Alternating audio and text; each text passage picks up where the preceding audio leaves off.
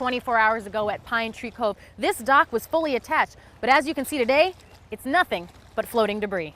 Armed with the American Heart Association Recipes for the Heart cookbook, there's dozens of ways to make big changes for your heart. When the students need to speak English, they can put on the English language hat, and when they're ready to speak Ojibwe again, Gichiwakwanen.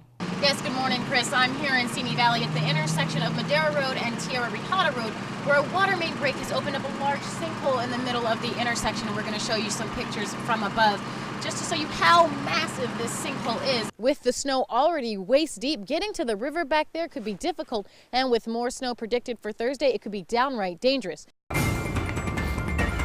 Yeah, we're here in Arleta on the 8900 block of Woodman Avenue, where the shop owner was shot and killed last night at about 8:40 in front of NH Wireless. Now, police are saying this was possible robbery. Find out how riding horses is changing the lives of some folks with special needs. Firefighter Goals and I are going to have a race to see who can turn out the fastest.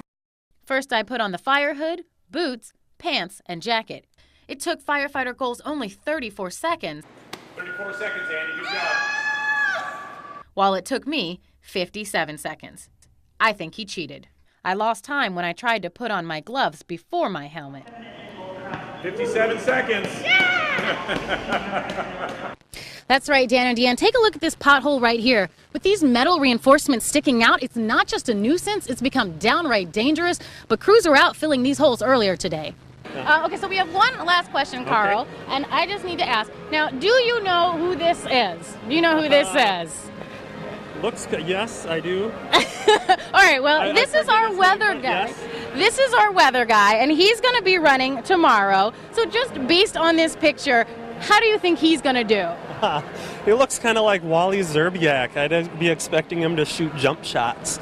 I don't know, 3.5, 4.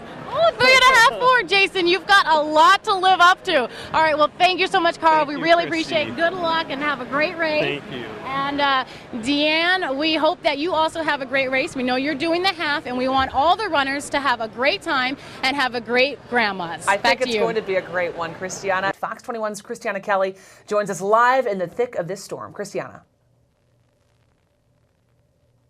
All right, Dan and Deanne, as you can see, we're out here on Superior Street, and there's almost nobody out here. One car brave enough to go on these treacherous roads. It's really dangerous out, but that means big money for the plow drivers.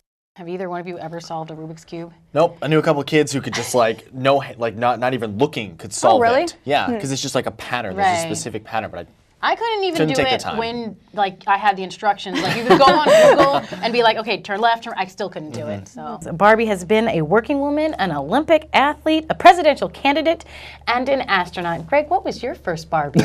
I've never had a Barbie. What are you doing? Is there a quicker way of cutting through this? Today, John Ruick is learning how to use the internet. He wants to turn his life around after being released from prison for selling methamphetamines. I don't want prison anymore.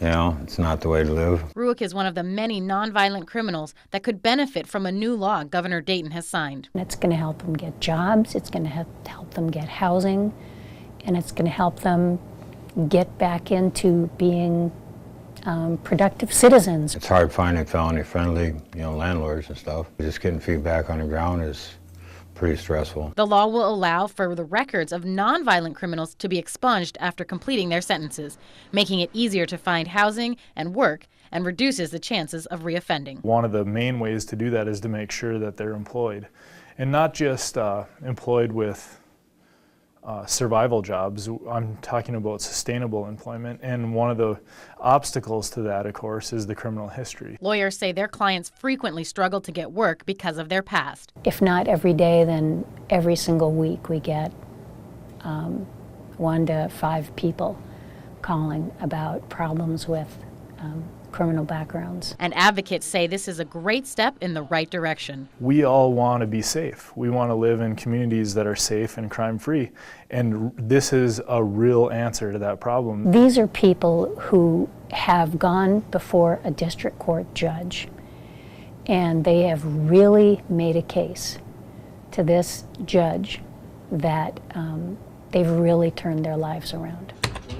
For people like John, this new law will give them a second chance at life. No, I not only think I'm a good person, I know I'm a good person. I've got faults, but I just keep working on it. In our 24-hour world, the grocery store seems to reign supreme. So why would we need the friendly neighborhood milkman? Milkman. Hi. It tastes way better. You won't go back to paper or plastic. You can definitely taste the plastic. Glass is just ice cold and good. But it's not just quality Bee likes. It's kind of a tradition. Pretty much everybody in my family. My brother lives in town, they get it. His sister lives in town, they get it. Like I said, my grandparents, my parents.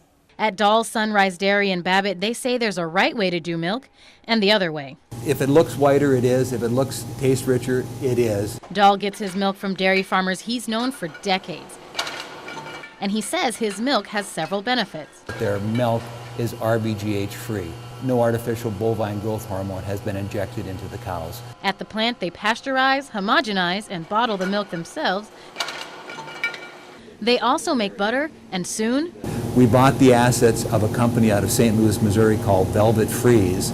So we have all the equipment to make ice cream, and that's probably might be one of our next ventures.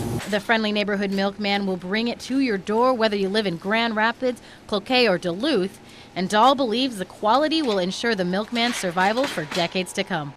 As long as there are glass bottles, the milkman will always be around.